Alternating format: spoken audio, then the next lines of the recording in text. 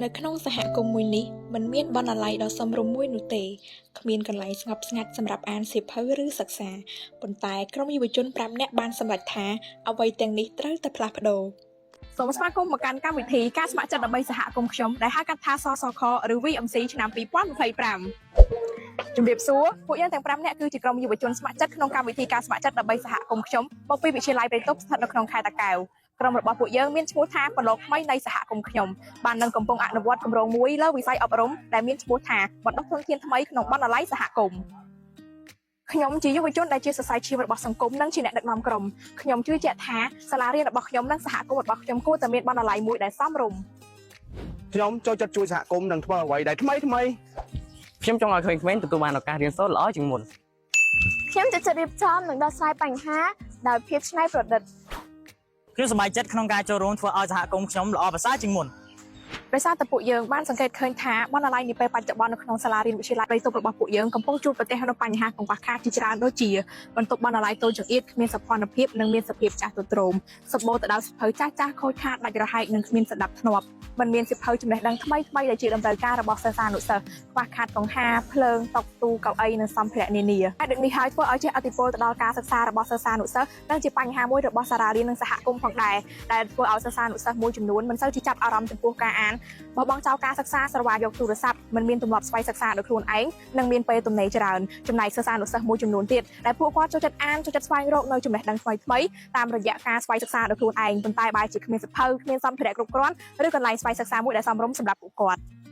អាស្រ័យហេតុនេះហើយពួកយើងក៏បានពិភាក្សាជាមួយលោកនាយករងយុវជនបង្គោលលោកគ្រូអ្នកគ្រូនិងសមាជិកនៅក្នុងក្រុមអំពីបញ្ហាដែលបានកើតឡើងដើម្បីស្វែងរកនៅដំណោះស្រាយមួយដែលល្អសមរម្យដើម្បីជួយដល់សាលារៀននិងមូលដ្ឋានដែលពួកយើងកំពុងរស់នៅចំពោះដំណោះស្រាយនោះគឺពួកយើងនឹងរៀបចំជួសជុលកែលម្អបណ្ណាល័យឲ្យមានសោភ័ណភាពល្អឡើងវិញមានផាសុកភាពនៅក្នុងការសិក្សាពោរពេញទៅដោយសៀវភៅដែលល្អដើម្បីទាក់ទាញចំណាប់អារម្មណ៍សិស្សានុសិស្សឲ្យបោះបង់ចោលនៅទំនាប់អាក្រក់ទាំងនោះដូច្នេះពួកយើងក៏បានបង្កើតនៅគម្រោងបណ្ដុះធនធានថ្មីនៅក្នុងបណ្ណាល័យសហគមន៍នេះឡើងដោយយកបណ្ណាល័យនៅក្នុងសាលាវិទ្យាល័យព្រៃតប់ដែលស្ថិតនៅក្នុងភូមិព្រៃតប់ឃុំស្រងាស្រុកត្រាំងខេត្តតាកែវសម្រាប់ជាទីតាំងដើម្បីអនុវត្តគម្រោង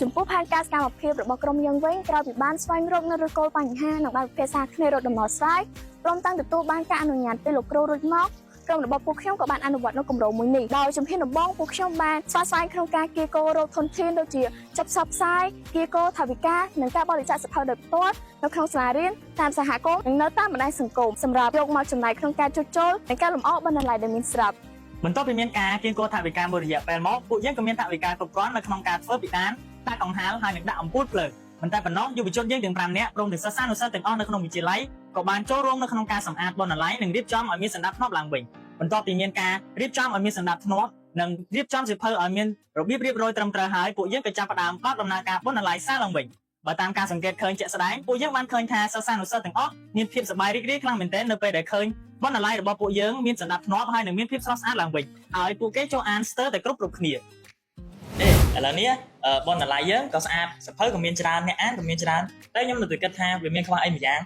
ខ្វះអីទៀតទៅចុះបើសិនយើងបង្កើតបណ្ណាល័យជាប្រភេទ digital នៅក្នុង Telegram វិញអ្នកនរនេះគិតមិនដែរល្អតើដោយសារលើគឺជាយុគសម័យ digital លោកគ្រប់វ័យតែក្មេងចាស់ប្រុសស្រីសុទ្ធតែប្រើប្រាស់គ្រឿងអេឡិចត្រូនិកឲ្យដូចជាទូរស័ព្ទកុំព្យូទ័រស្ទើរតែគ្រប់គ្នាហើយតែប្រើប្រាស់ប្រព័ន្ធអ៊ីនធឺណិតនៅក្នុងការជំនួយក្នុងការងារនិងការសិក្សាស្រាវជ្រាវឯកសារផ្សេងៗជាពិសេសគឺនៅក្នុងសកម្មភាព